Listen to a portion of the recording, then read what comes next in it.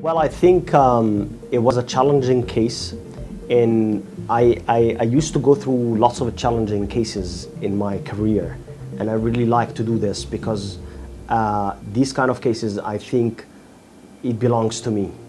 I always love to challenge my guidelines understanding, and at the same time my surgical capabilities with my team. And yes, we received lots of patients from abroad, from different places all over the world. They are stuck in a problem or a specific problem, which is some of them, they are on a long waiting list for years just to remove fibroids or to take out a pathology from their bodies. And they are asked to wait and wait, and they still suffer through this time. The only path is to go to private practice and not through the governmental system. I believe that each country or each place in the world, they have their own medical system. And each medical system has got its own problems and all its pros and cons. And one of the benefits of the system in the developed countries that is completely, you can say it is, you don't pay money, it's free. And the government is supporting that a lot. And the donation is making a big hand in that, or a big hand of help in taking these kind of operations. But the thing is, they wait for longer time, and their only option is to go for the private practice, and the private practice in these countries is going to be very expensive. For example, you can find videos on YouTube for a guy who's talking about hip replacement surgery. You can find that this surgery can cost you in the United States kind of like $40,000, and the same doctor who's making the same surgery in Spain, you can pay there $20,000. With the same doctor who's making the surgery in India, you can pay about like $5,000. So it's a huge difference between the prices that you can pay in the private system in these countries. And the variation, it has lots of things to talk about, the variations, because some people are practicing now the defensive medicine, and it's one of the things which is have also the pros and cons. When you are making too much investigations and you are asking for huge sum of money because you know that you are at any time under a medical legal problem. So I think in the third world countries, kind of like India and Egypt, the doctors are there, they are trained in a very good system because they see lots of patients. For example, in India, they are a population of 1 billion personnel. And in Egypt, you talk about 100 million Egyptian person. So those is a big number of people that the doctor can train on lots of different cases and different personalities, perspectives, and at the same time challenging cases, especially in the cases of fertility. Why is that? Because in the West, or in the Western countries, you could be offered the option of adoption. And for example, if you talk in a logic way for a case to adapt or either to go to a heroic surgery or a very dangerous, risky surgery, sometimes the wise thing to ask or to give to the mother or to the lady, sorry, is to go for adoption.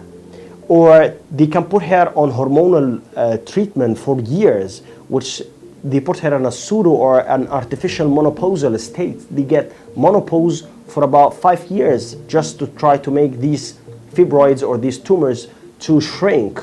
And after this, they can offer them to try to get a pregnant by IVF or by in vitro fertilization. And if they fail, they try to think to do the surgery, yes or no. This is a long path. Sometimes women can spend years in that path, and at the end, they are not getting pregnant, or at the end, they remove the womb.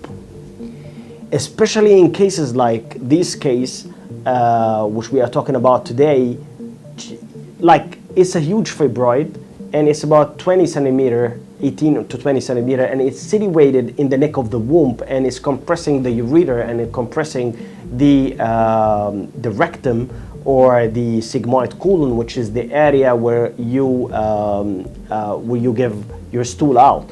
So this is making her all the time vomit. She's bleeding heavily. I still did not have any trust in him. I did, even though he sent me to go do all the lab tests, all the investigations about my blood to see everything is okay before the surgery, all the lab work, everything. Every time I kept finding excuse, should I go back, should I go back, should I go back? But still, I kept saying, okay, you came far, let's just hold on for a minute, let's just hold on for a minute. Before, a very funny story happened to me, which actually changed my perspective 99%, and I was ready to go back to Canada. Me and my mom went, because I had to have laxatives and I had to clean my stomach before the surgery. Me and my mom went to a herbal shop, organic herbal shop, a local herbal shop, which they suggested some herbs to clean because I was sick and tired of all the medications, all the stool softeners and all those things. I couldn't take it anymore, so I'm like, let's just find something local. We went, and somehow our conversation with the local guy, Egyptian guy, led to me telling him that, oh, I have a surgery tomorrow, pray for me. He's like, surgery? I said, yeah, I'm gonna go remove my fibroids. Was this doctor? His shocked face was, he was saying, what? And he gave me exactly the face that my family doctor gave me, and I dropped. I was so shocked. He said, oh my God, what are you doing? You look so young. Are you gonna go put your life in his hand? Are you gonna, that's exactly what my family doctor told me. I started tearing up from inside. I couldn't cry in front of my mama, and I looked at my mama and I'm like, my mama, let's not do it. I don't wanna do it. He gave me hope. The guy was like, 10 days, just give me 10 days and I'm gonna flush these fibroids. They're poison. It's only a poison that got gathered over there. It's not a big deal. You're young, what are you doing? You need to see your children. Don't go to him. You're not gonna see your children if you go to him. That's it. I was like, this is the sign. I should go back and I'm gonna cancel the operation. I'm gonna cancel everything. My mom pulled my hand and she said, no, we did it. We came this far. We're not doing anything. You're not gonna hear a local person over a professional person who have an overseas certificates. So what are you doing? Go back to your videos, watch your videos. Maybe you're gonna gain some trust. I still did not trust him. Even though I met him, I still was scared of him. 0.00% I was scared of him. I went to the surgery. Next day, I saw him in a glimpse of seconds before the surgery. He was a doctor that smiles ear to ear. So it gave me confidence. And then there was so much questions in my mom's eye, but I was like, oh, everything is gonna be okay. She held my hand and she's like, Tawakkal ala Allah. And she went outside. He smiled and he went back to his surgery. The minute he said Bismillah, before he operates, everything, all my fears melted, everything in me melted, and that's it. I just looked at the sky and that's it. Give in. And that's when full 100% I knew whatever happens after that is what's written for you to see. And after my surgery, when I came out, it gives me more confidence after he did the operation. And I met him outside of the operation when I was going to my room, and he said, Alhamdulillah, salama, you came out. Everything is going to be okay from here onwards. Gave me more courage. I just teared up. I just started tearing up. Went into my room. He came into my room, follow up. He made sure everything is okay.